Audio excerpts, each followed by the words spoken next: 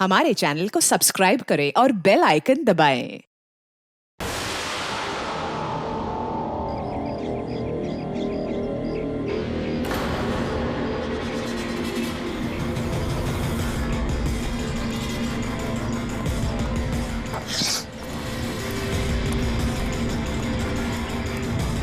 ए, रुको, कौन हो तुम?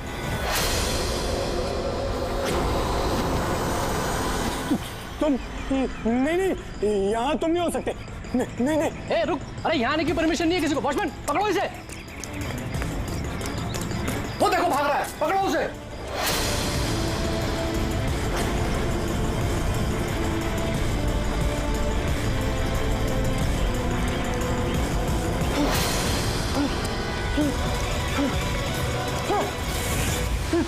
तुम यहाँ भी नहीं, तुम यहाँ नहीं हो सकते। नहीं।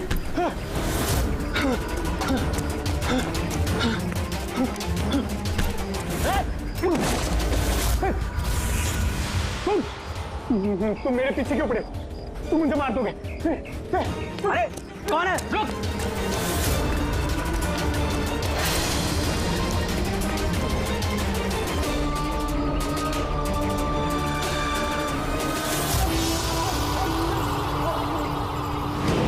परेश, तुम कहाँ हो? मैं तुम्हारी मदद करने आया हूं। देखो, डरो नहीं, सामने आओ। मैं तुम्हें उससे बचा लूंगा। कुछ नहीं कर पाएगा वो तुम्हारा। सामने आओ परेश।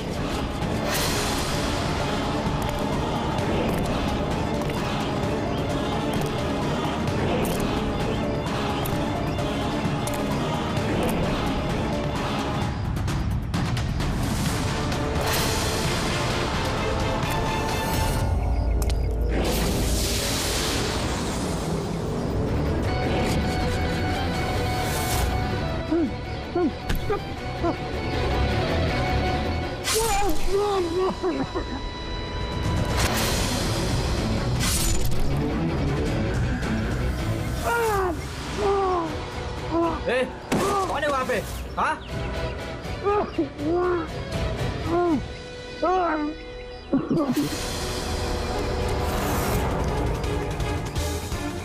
अरे क्या हुआ ये सब? अरे किसने किया? बोलो, बताओ। ठीक तो हो तुम? अरे बताओ किसने किया ये सब? सीनियर इंस्पेक्टर दया।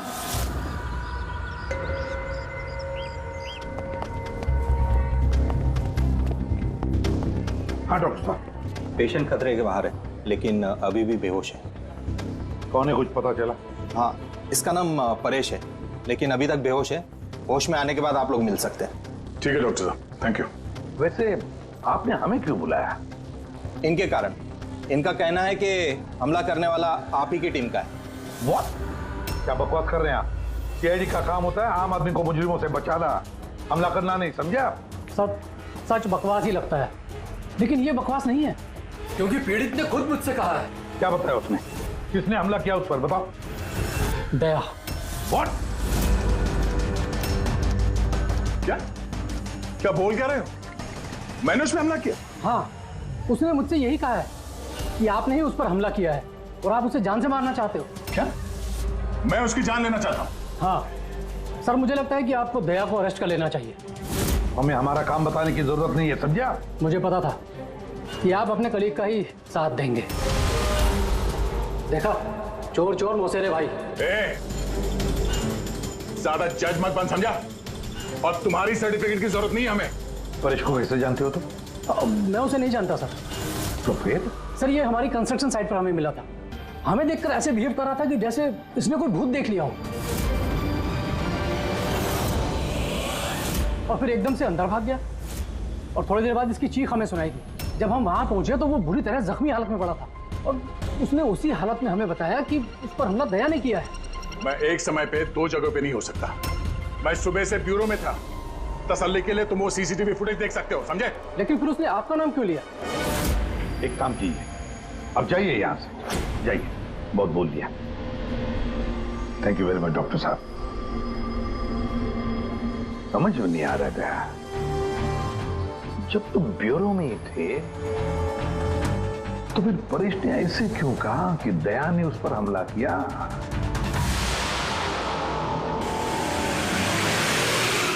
एक बात बताइए, जब आप लोगों ने यहाँ पे परेश को जख्मी हालत में देखा था तो उसके साथ में कोई था या किसी को आते जाते देखा हो? नहीं साहब, वो अकेला ही था। लेकिन सर उसने इंस्पेक्टर दया का पता है, उसने दया का नाम बोला। हम यहाँ वो जानने आए जो उसने नहीं बोला, समझे आप? और दया ऐसा नहीं कर सकता। सर आप इतने यकीन से कैसे कह सकते हैं कि दया सर ऐसा कुछ नहीं कर सकते हैं? जो आदमी अपनी जान दांव पे लगा के दूसरों की जान बचाता हो वो किसी का खून नहीं कर सकता। खुद से ज्यादा मुझे दया पे भरोसा है, समझे?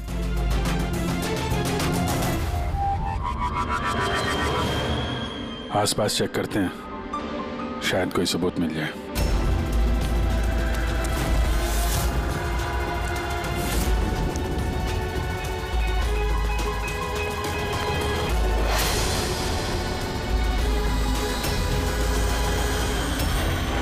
सर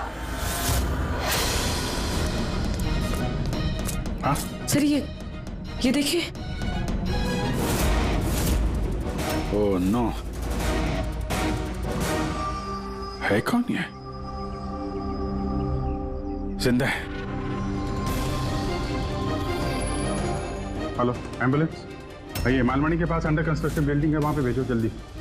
तुम लोग जानते हो इसे? ये तो सुबह सर है, ये 2-3 बार पहले फ्लैट देखने आ चुके हैं। लेकिन सर इसे हुआ क्या है? शायद ऊपर से गिरा है।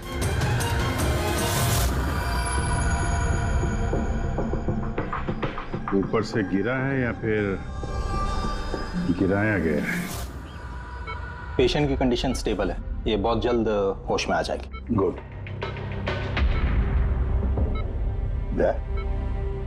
क्या हो गया? इसे तुम ऐसे क्यों देख रहे हो? जानते हो इसे? साहब, अभिजीत तुम यहाँ क्या कर रहे हो? जिस अंडर कंस्ट्रक्शन बिल्डिंग में इस परेश पे हमला हुआ है वहां पे हमें एक और आदमी जख्मी हालत में मिला। और एक आदमी? कौन है वो? तो वॉचमैन बता रहा था उसका नाम सुबू है, वहां पे 2-3 बार आया था मकान देखने के लिए। उसके हाथ में से हमें ये कपड़े का टुकड़ा मिला है। अच्छा, छोड़ दो मुझे मत मारो, छोड़ दो मुझे, मत मारो मुझे, छोड़ दो मुझे। परेश, मैं इसे भी प्रद्युमन सीआईडी से, घबराओ मत, तुम्हें कोई कुछ नहीं करेगा, हम तुम्हारे साथ हैं। दया, दया छोड़ दो मुझे, दया छोड़ दो मुझे, मुझे मत मारो दया। पर दया तुम्हारे सामने खड़ा है, मैं इसे भी प्रद्युमन हूँ। दया, दया छोड़ दो मुझे, छोड़ दो मुझे। परेश, दया, दया तुम जाओ, दया तुम क्या चाहते हो मुझसे? दया छोड़ दो मुझे। परेश क्या बात कर रहे हो? दया, दया छोड़ दो मुझे, मुझे मत मारो दया। परेश मैं दया नहीं, मैं अभिजीत हूँ। दया, दया जाओ यहाँ से, जाओ, जाओ। अरे दया इधर है।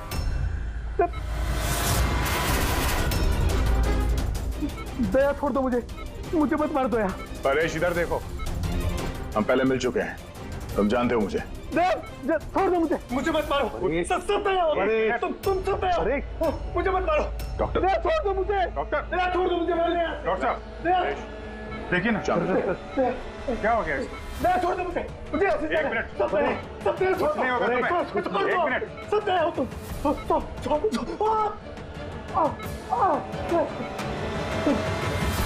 सब दया हो, तुम सब दया हो।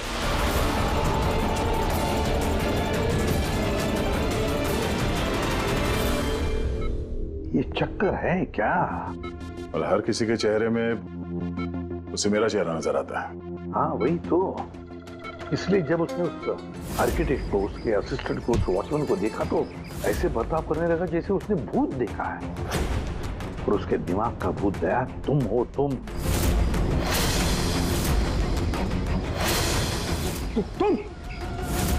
और इसीलिए उसे लगता है कि तुमने उस पर हमला किया है, क्योंकि हमलावर में भी वो तुम्हें ही देख रहा होगा।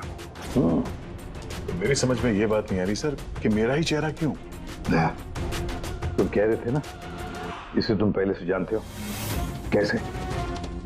सर लगभग 15 साल पहले मैंने इसे गिरफ्तार किया था सर। हाँ, और 2 साल पहले ये जेल से छूट गया। और पिछले 2 साल में अलग अलग केस में मैंने इसे 2 बार अरेस्ट किया सर। अभिजीत, ये परेश पुराना मेहमान है दया का। पर परेश पे हमला किया किसने और क्यों?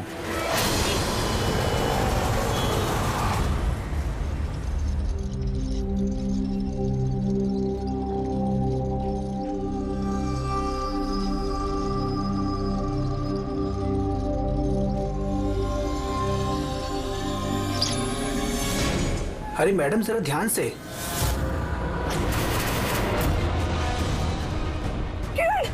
कौन किरण? मैं कोई किरण नहीं हूँ। अरे क्या कर रही मैडम, क्या कर रही हैं आप? आपको कुछ गलतफहमी हो रही है मैम।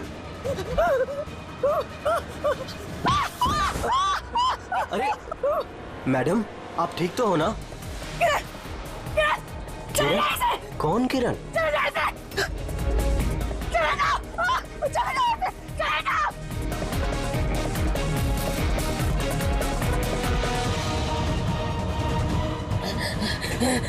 अरे मैडम क्या हुआ, आप ठीक तो है ना? किरण, नहीं छोड़ूंगी मैं तुम्हें जान से मारूंगी, नहीं छोड़ूंगी। ये क्या किया आपने?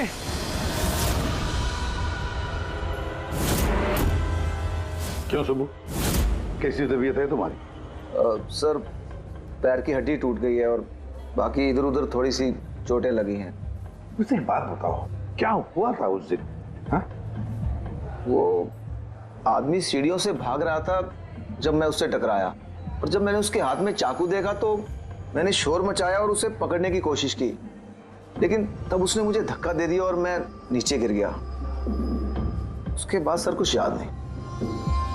सुबू, तुम्हारे हाथ में से हमें वो जो एक कपड़े का टुकड़ा मिला था, लाल कलर के चौकड़ी का, क्या वो उस आदमी की शर्ट का टुकड़ा था? जी सर, शर्ट पहना था उसने वो, और हाथापाई के दौरान शायद वो मेरे हाथ में आ गया था। अच्छा ये बताइए, उस आदमी का चेहरा देखा था? सब कुछ इतनी जल्दी में हुआ कि कुछ याद नहीं। ठीक है, अब तुम जाओ, अगर जरूरत पड़े तो हम तुमसे फिर मिलेंगे, ठीक है? जी सर, थैंक यू सर। जाओ।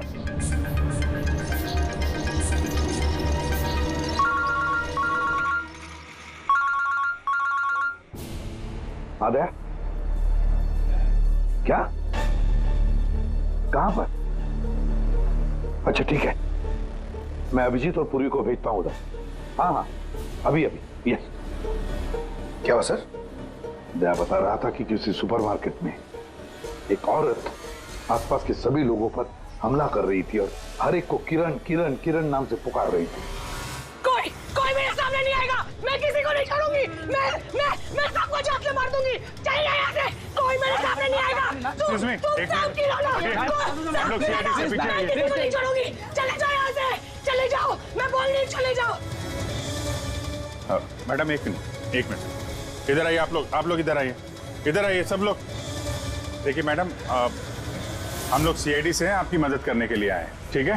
ये चाकू हमें दीजिए। तुम किरण हो? देखिए मैडम, मैं किरण नहीं हूँ, मैं इंस्पेक्टर अभिजीत हूँ। मैं तुम्हें भी जान से मार दूंगी, मैं नहीं छोड़ूंगी। आप प्लीज नहीं छोड़ूंगी। चाकू रखिए। तुम भी किरण हो, मैं बोलती हूँ, मार दूंगी तुम्हें जान से। क्या हुआ? सॉरी। Oh no. अरे क्या हो गया? ये औरत गिर कैसे गई? क्या हुआ?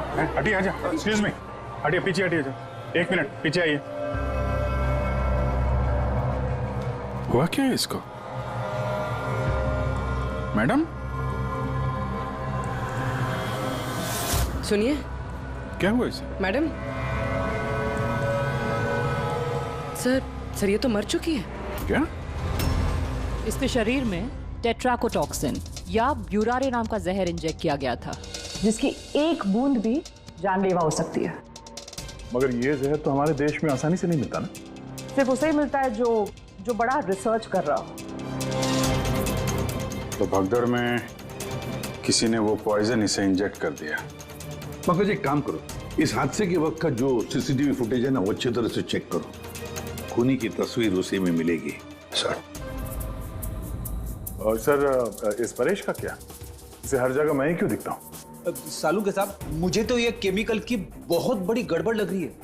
ठीक कह रहे हो फ्रेडी, बस ये वाकई किसी खास केमिकल की वजह से, क्योंकि मुझे इसके और परेश के दिमाग में एक अलग किस्म का केमिकल मिला है। तुम्हारे कहने का मतलब है कि इसी केमिकल की वजह से इन दोनों का बर्ताव एक जैसा है और एक ही चेहरा इन दोनों को दिखता है। हाँ बस, और मैं इस केमिकल को और डिटेल में समझने की कोशिश कर रहा हूँ। मतलब जब तक इस परेश के दिमाग पर इस केमिकल का असर रहेगा, हमें कोई जवाब नहीं मिलेंगे। और अभिजीत, ये कपड़े का टुकड़ा जो आपने हमें दिया था, इसमें से भी हमें कुछ मिला है। कमाल है तारिका जी, आज तो फोरेंसिक में एक के बाद एक सबूतों का खजाना हाथ लग गया है। क्या मिला क्या आपको? ये कॉटन का कपड़ा है और इसके रेशों में आटे के कुछ ट्रेसेस मिले हैं। आटा? सिर्फ आटा? सिर्फ आटा। हाँ वाकई खजाना तो हाथ लगा है। आटा। सर ये फोटोग्राफ है सर। ये जितने भी लोग हैं इनमें से किसी ने उन्हें पॉइजन का इंजेक्शन दिया सर। अब और एक काम करो, ये जितने सारे लोग हैं ना, इन सब की मूवमेंट ट्रैक करो। शॉपिंग मॉल में खून होने से पहले ये लोग कहाँ थे, कहाँ से आए, क्या क्या कर रहे थे, और खून होने के बाद में देखो ये लोग कहाँ कहाँ गए। ओके?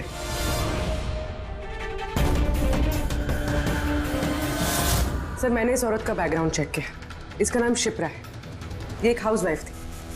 सर परेश तो फिर भी एक मुजरिम है, उसके कई दुश्मन हो सकते हैं, लेकिन इसकी किससे क्या दुश्मनी हो सकती है? वजह तो कुछ भी हो सकती है पूर्वी, लेकिन एक बात कॉमन है शिप्रा और परेश के बीच में, तुम दोनों के ब्रेन में वही केमिकल मिला है, तो उन दोनों का दुश्मन भी एक ही हो सकता है।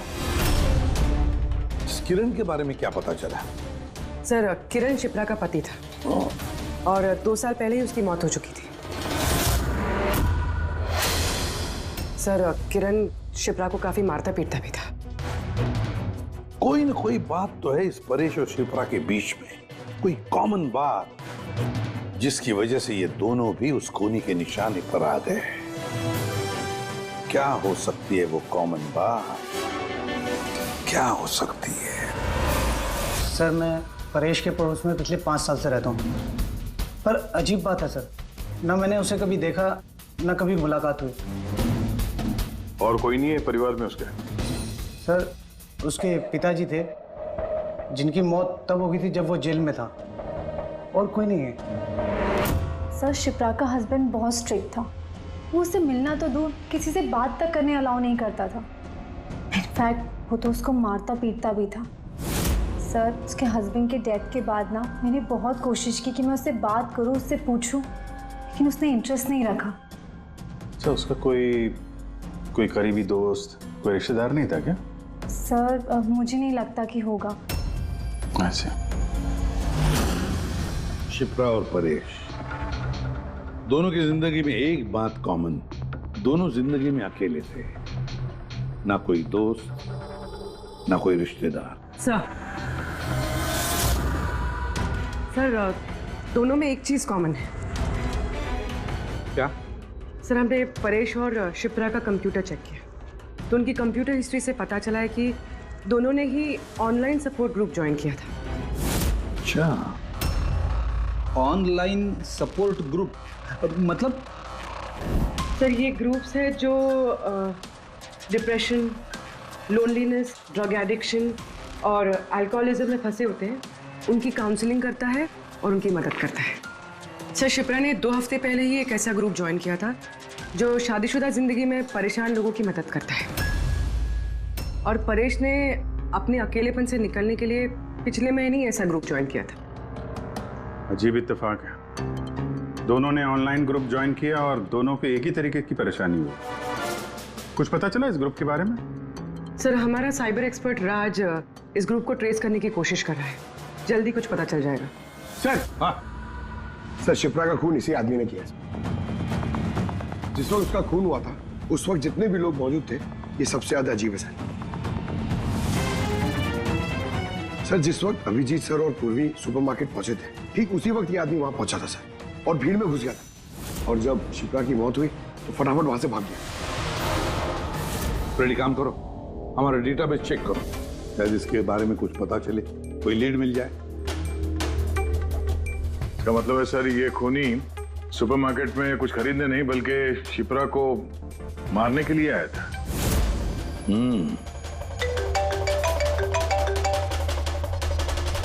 हाँ राज, ओके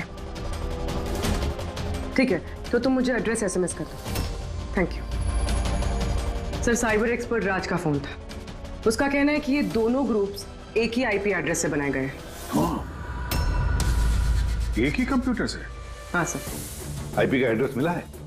हाँ सर, अंधेरी में एक प्रिंटिंग शॉप है, ये दोनों ग्रुप्स वहीं से बनाए गए हैं। बस तो फिर अभिजीत, तुम और पूर्वी जाओ वहां पर और देखो कौन है इस सबके पीछे और उसका क्या कनेक्शन है। सर क्या सोच रहे होते हैं? सर नहीं, पंकज ने भी बताया कि वो खूनी शिप्रा को मारने के इरादे से ही आया था। तो फिर सर उसे पता कैसे चला कि शिप्रा वहां सुपरमार्केट में है और वो लोगों पे हमला कर रही है? वो शिप्रा को फॉलो कर रहा होगा सर। अगर फॉलो कर रहा था तो अभिजीत और पूर्वी के वहां सुपरमार्केट में पहुंचने से पहले वो मार के निकल जाता, बाद में नहीं मारता उसे। अभिजीत को सुपरमार्केट पहुंचने में 20 मिनट लगे और खूनी को भी वहां पहुंचने में 20 मिनट लगे, तो इसका मतलब है दोनों को भी खबर एक ही वक्त पहुंची थी। तो कहीं ऐसा तो नहीं कि इंफॉर्मेशन खूनी को हमसे ही गई हो? हमारे यहां से इंफॉर्मेशन? हाँ हो सकता है। क्या कहीं ऐसा तो नहीं कि जब हम परेश को देखने गए थे हॉस्पिटल में, उस वक्त खूनी वहां पर मौजूद था और उसने मेरी बातें सुन ली हो? अरे खूनी हॉस्पिटल में कर क्या रहा था? क्या परेश खूनी के हाथों पहले तो बच गया था, हो सकता है खूनी अपना अधूरा काम पूरा करने हॉस्पिटल आया था, परेश को खत्म करना चाहता था इसलिए।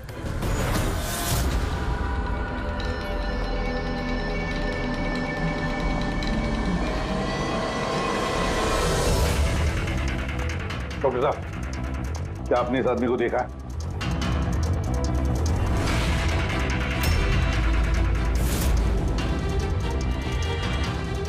भाई साहब, ये आदमी को देखिए जरा, इस हॉस्पिटल में इसको देखा है कहीं? हाँ हाँ, इसको तो मैंने देखा है। कहाँ देखा है? वहाँ वेटिंग रूम में।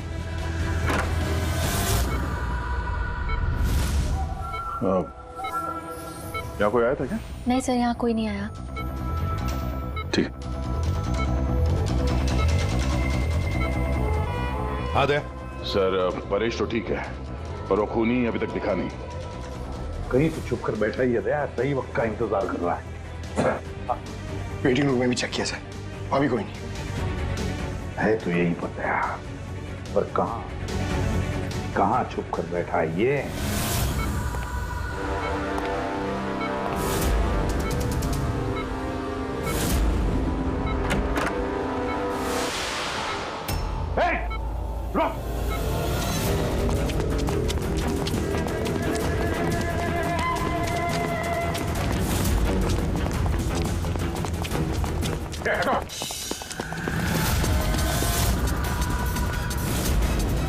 कहाँ भागोगे? रुक!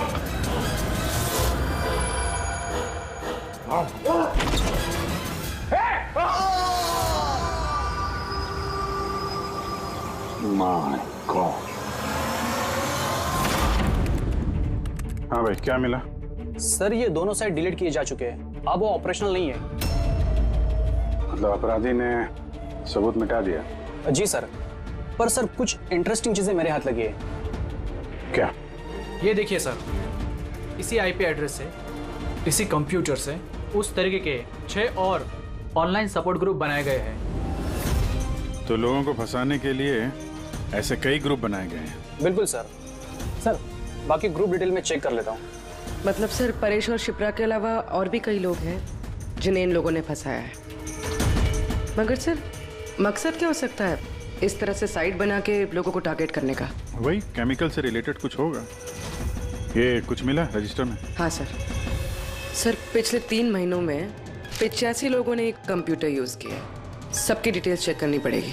ठीक है, सर ये देखिए 6 में से 5 ग्रुप डिलीट किए जा चुके हैं, लेकिन अभी भी एक सपोर्ट ग्रुप एक्टिव है और अभी भी उसे कोई ऑपरेट कर रहा है। Enhancing the life of lonely people,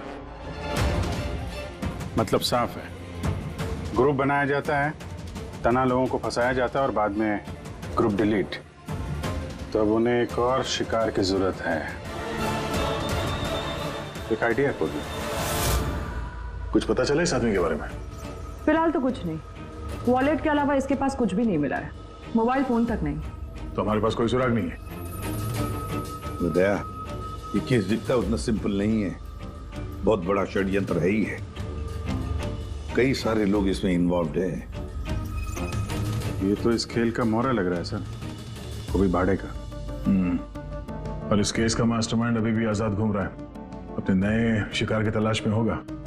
जल्द से जल्द ढूंढना होगा सर इसे। हाँ पंकज, आराम से। बस खड़े। ये क्या ही था उनके? सर आप ये क्या खेल खेल रहे हैं पंकज के साथ? नहीं नहीं, ये कोई खेल नहीं है। बस मैंने बताया था ना, ये केस बहुत ही पेचीदा है, बड़ा कॉम्प्लेक्स है। याद है ना, मैंने बताया था उस परेश के और उस शिप्रा के दिमाग में मुझे एक अलग तरीके का केमिकल मिला था। हाँ, मैंने उस केमिकल को रिप्लिकेट किया और इस पंकज के शरीर में इंजेक्ट कर दिया। What?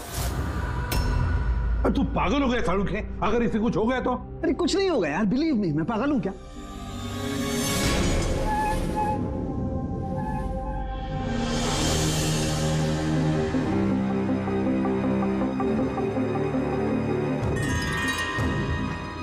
पंकज, अब आंखें खोलो, देखो तुम्हारे सामने कौन खड़ा है। तो फ्रेडी सर है। ग्रेट, ये फ्रेडी सर है ना। अब इस तरफ देखो पंकज, यहां कौन खड़ा है?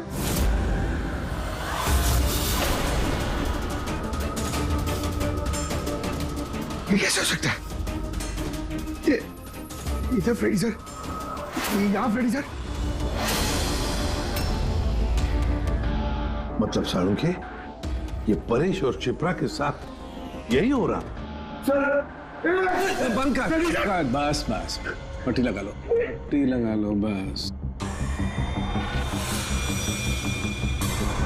ये देखा बस, इसे फ्रेगोली सिंड्रोम कहते हैं। इस सिंड्रोम में इंसान को एक ही चेहरा हर चेहरे में दिखाई देता है। उस इंसान का चेहरा जिसे या तो वो सबसे ज्यादा नफरत करता है या जिससे सबसे ज्यादा डरता है। पंकज, मुझसे इतनी नफरत करता है तू? अरे सर, आपसे नफरत थोड़ी करता हूँ सर, आपसे तो मैं डरता हूँ। पंकज को मैंने इस केमिकल का बहुत थोड़ा सा डोज दिया, इसीलिए इस पर वैसा असर नहीं हुआ जैसा शिप्रा पर और परेश पर हुआ था। परेश और शिप्रा को तो इतना हेवी डोज दिया गया था कि उनके दिमाग पर गहरा असर हुआ और साइकोसिस लेवल पर पहुंच गए। इसलिए दोनों ऐसा रिएक्ट कर रहे थे जैसे सामने भूत दिख गया हो। तो इसका मतलब जैसे जैसे परेश के दिमाग से ये केमिकल का असर कम होगा, नॉर्मल हो जाएगा और हमें अपराधी तक पहुंचने का जरिया मिल जाएगा। हो सकता है, लेकिन दावा नहीं कर सकते। और हाँ, हम ये भी नहीं कह सकते कि इस केमिकल का असर कितने दिनों में खत्म होगा।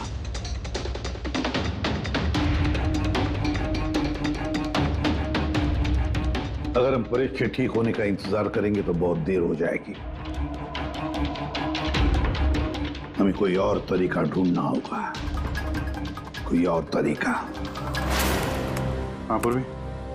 सर, मैंने वो ऑनलाइन ग्रुप पे रजिस्टर कर लिया है और डिटेल्स भी एकदम परेश और शिप्रा की तरह थी। नो फ्रेंड्स, नो फैमिली, एकदम अकेले। उन लोगों को ऐसे लोगों की तलाश है। ये तुम्हारा ट्रैकर, इससे पता चलता रहेगा तुम्हारे मूवमेंट के बारे में। और ये तुम्हारा कैमरा। हमारे पास सिर्फ ये वॉलेट है सर, उस आदमी की पहचान और असलियत जानने के लिए, और एक कुछ चीजें मिली है साथ में। पेट्रोल पंप का बिल, ये होटल का मैच बॉक्स, खरीदा हुआ मैच बॉक्स, ये नंबर किसका? ये सेल फोन लगता है किसका?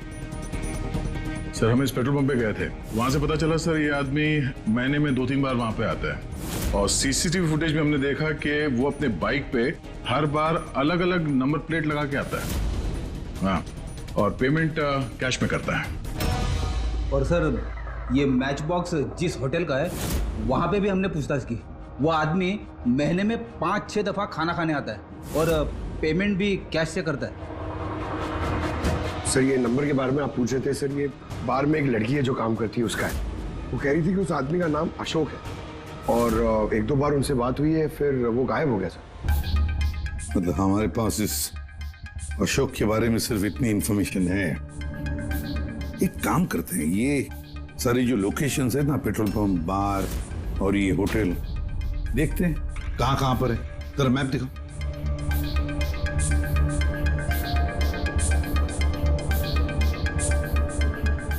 ये वो जगह है जहाँ पे वो पेट्रोल पंप है।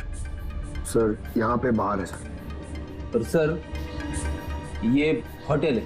बार, ये होटल, पेट्रोल पंप। दया सर, ऐसे नहीं लगता तुम्हें? देखो ना कि सारे के सारे लोकेशंस 1 किलोमीटर के दायरे में है यहाँ से। हो सकता है सर उसका घर या ऑफिस इस जगह के आसपास ही कहीं। Are you ready? I'm ready. चल हाँ।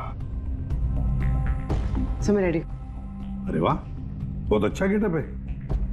इसके घर का क्या किया? सर पूर्वी के लिए भाड़े पे 1 हफ्ते के लिए घर लिया। I mean, अल्पा के लिए। अल्पा, ठीक है, गुड। लेकिन पूर्वी चौकन्ना रहना, उनका पहला कदम क्या होगा हमें पता नहीं है। Yes. Good luck. Thank you sir. अब एक काम करते हैं, इस 1 किलोमीटर के दायरे में इस अशोक का फोटोग्राफ दिखाते हैं, सबको दिखाते हैं, शायद कोई निकले जो इसको जानता हो।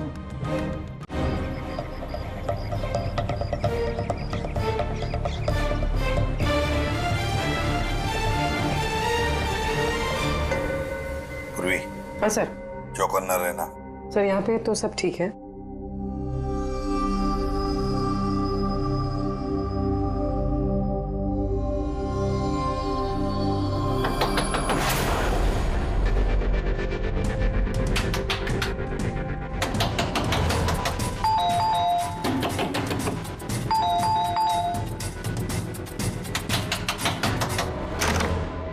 जी कहिए। वो मेरे पीछे ना कुछ गुंडे पड़े, मैं अंदर आ सकती हूँ प्लीज? 1 मिनट। हाँ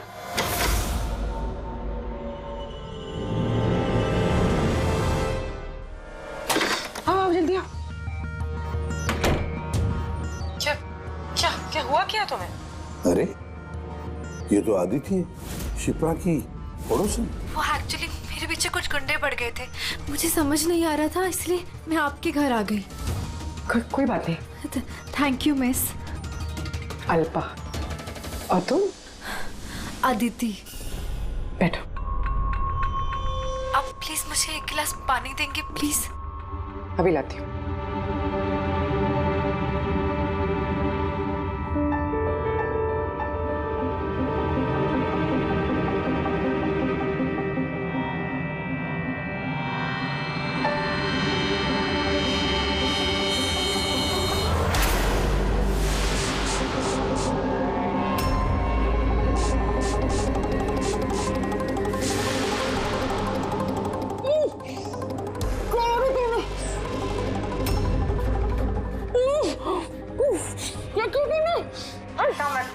कुछ ऐसा नहीं किया, ज्यादा दर्द नहीं दूंगी तुझे मैं।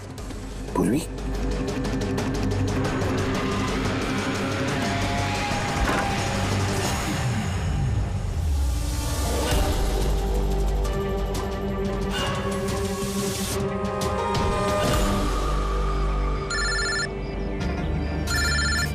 हाँ सर। क्या शिप्रा की पड़ोसन अदिति? सर मैं फौरन वहां पहुंचता हूं। नहीं सर, अब अशोक का भी पता नहीं चला। ये सर। सब कुछ प्लान के मुताबिक तो चल रहा है। अब देखते ही आदिति पूर्वी को कहां लेकर जा रही है। अरे ये क्या, ट्रैकर एक ही जगह पे मूवी नहीं हो रहा?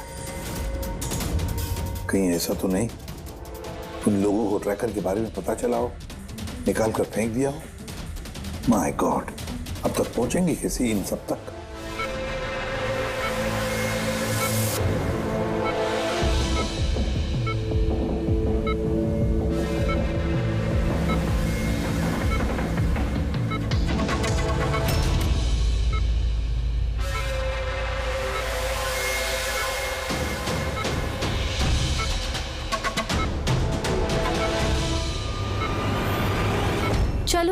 तुम्हारे दवा का वक्त हो गया है, अब अच्छे बच्चे की तरह दवा लो।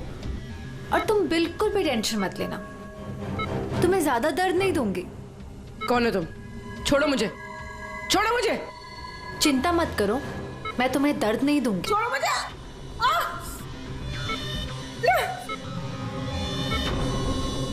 मैंने तुम्हें मना किया था ना कि कुछ दिनों के लिए हम किसी नए लोगों को नहीं लाएंगे, क्योंकि सीआईडी वाले हमें पागलों की तरह ढूंढ रहे हैं।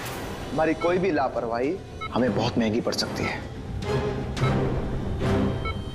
सर, अदिति का घर बंद था, दरवाजा तोड़ के हम लोग अंदर भी घुसे पर कुछ हाथ नहीं लगा सर। इस अशोक का भी कुछ पता नहीं चल रहा है। सर ऐसा लग रहा है हमारे लिए सारे रास्ते बंद हो गए। नहीं फ्रेडी, हमारे लिए कोई रास्ता बंद नहीं होता, हम सीआईडी वाले रास्ता बनाते हैं। सर, वो लोग कहीं पूर्वी को केमिकल इंजेक्शन ना दे दे।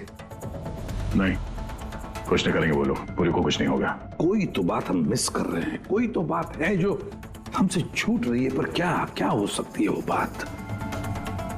सर, वो कपड़े का टुकड़ा जो हमें सुबह के हाथ में मिला था, उसके रेशे में आटा मिला था हमें। हाँ सर, आटा।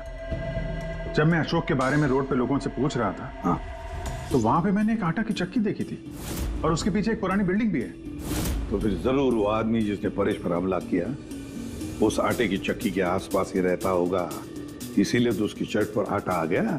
सर, ये भी तो हो सकता है कि परेश पे हमला करने वाला अशोक ही हो। सर, वो कपड़े का टुकड़ा भी अशोक का ही हो सकता है। ये भी हो सकता है कि परेश पे हमला करने वाला और ये अशोक दोनों एक गैंग के लिए काम करते हो और वो गैंग आटे के चक्की के आसपास होगा। सबके सब आटे के चक्की के आसपास ही हो गया अभिजीत, और पूर्वी को भी उस चक्की के आसपास ही रखा होगा।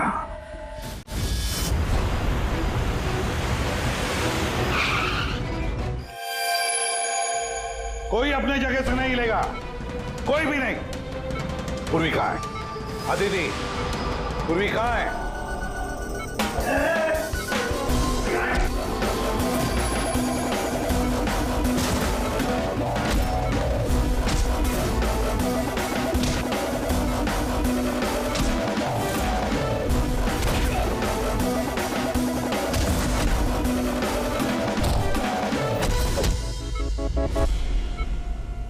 सब नर्सेज और डॉक्टर इस तरफ आ जाओ। चले, चलो तुम भी जल्दी।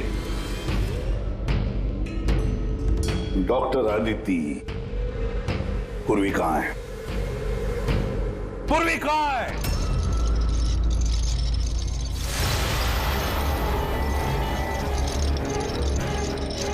तुम्हारी पूर्वी मेरे पास है एसीपी। सुब्बू, तुम?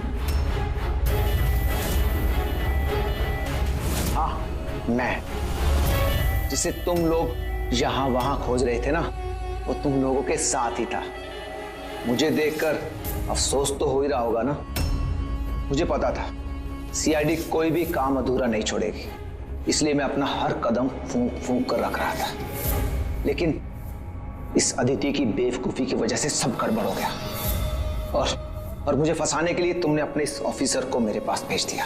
लेकिन अब ये मेरे जाल में फंस चुकी है और मुझे यही यहां से बाहर निकालेगी। तुम्हें क्या लगता है पूर्वी की आड़ लेकर तुम हमसे बच जाओगे? नहीं, लगता नहीं है, ऐसा ही होगा। अगर तुम अपने इस बहादुर ऑफिसर को जिंदा देखना चाहते हो तो मुझे यहां से जाने दो, नहीं तो मैं ये केमिकल इसके अंदर इंजेक्ट कर दूंगा और उसके बाद क्या होगा तुम लोग सब जानते हो। पर ये सब तुम क्यों कर रहे हो? हाँ?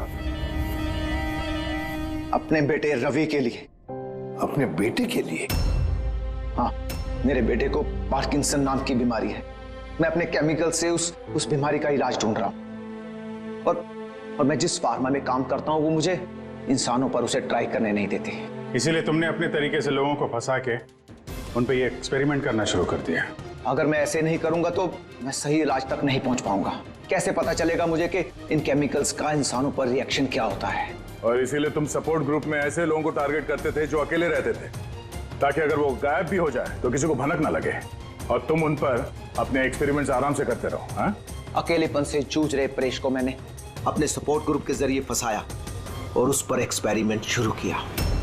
लेकिन इन सबकी गलती की वजह से वो यहाँ से भाग निकला और तुम लोगों के हाथ लग गया। नहीं तो मेरा प्लान कभी फेल नहीं होता। तभी तुम उसकी जान के पीछे पड़े हुए थे। मैं तो उसे इस अंडर कंस्ट्रक्शन बिल्डिंग में ही मार डालता, लेकिन वो आर्किटेक्ट बीच में आ गया। वहां तुम भी तो जख्मी हालत में मिले थे, ये क्या चक्कर है? परेश को जैसे ही मैंने चाकू मारा मुझे लोगों की आवाज आई और मैं वहां से भागना चाहा और हड़बड़ी में तुम्हारा पैर फिसल गया और तुम सीधे नीचे गिर गए। मैं तो वहां से भी भाग जाता, लेकिन मेरे टूटे हुए पैर की वजह से मैं भाग नहीं पाया। और इसीलिए तुमने विक्टिम होने का ढोंग किया ताकि तुम सेफ भी रहो और किसी को तुम पे शक भी ना हो। और तभी तुम लोगों की नजर मुझ पर पड़ी। और शिप्रा का क्या? उसे तो तुमने किडनैप नहीं किया था, वो तो सुपरमार्केट में घूम रही थी। सपोर्ट ग्रुप में से अदिति ने शिप्रा को चुना और हमने डिसाइड किया कि हम उसे किडनैप नहीं करेंगे और चुपचाप ये ड्रग देते रहेंगे। खिलाड़ी तो तुम शातिर हो पर थोड़े कच्चे हो, नहीं तो हमारे लिए सबूत नहीं छोड़ते तुम।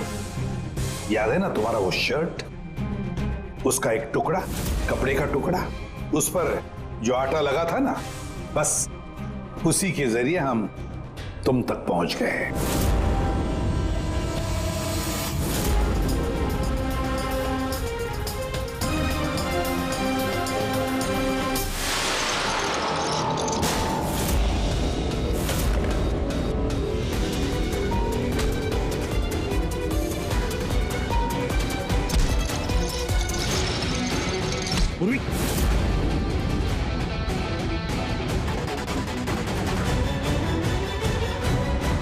पूर्वी, देखो, हाँ? क्या किया तुमने सुब्बू? कभी सोचा है? हाँ? अपने बेटे को बचाने के लिए तुमने न जाने कितने लोगों की जान दांव पर लगा दी, पर यह नहीं सोचा ना कि सही क्या है गलत क्या है। तुम्हारे बेटे को तो हम अच्छी से अच्छी ट्रीटमेंट दिलवाएंगे, मगर तुम्हें जेल की सलाखों के पीछे बिठा देंगे। शायद फांसी का ऑर्डर भी आ जाएगा तब तक। For more updates, subscribe to our channel, click the show links and enjoy watching the videos.